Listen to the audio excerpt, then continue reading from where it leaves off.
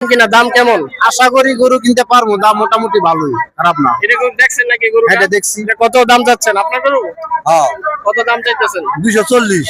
2,40,000। হ্যাঁ, গরুটা দেখতে কয় দাঁতের গরু এটা? 2 জাতের।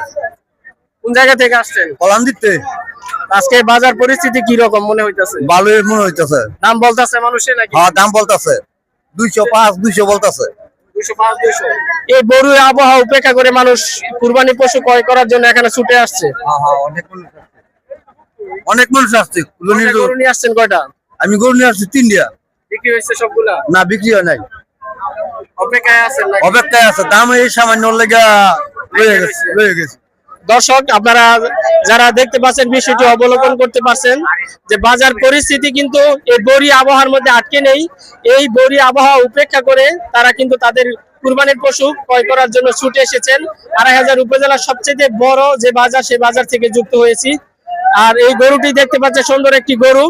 আশা করি মুরব্বী তার সঠিক দাম তিনি পাবেন এবং অল্প সময়ের মধ্যেই আজকে তিনি বিক্রি করতে পারবেন।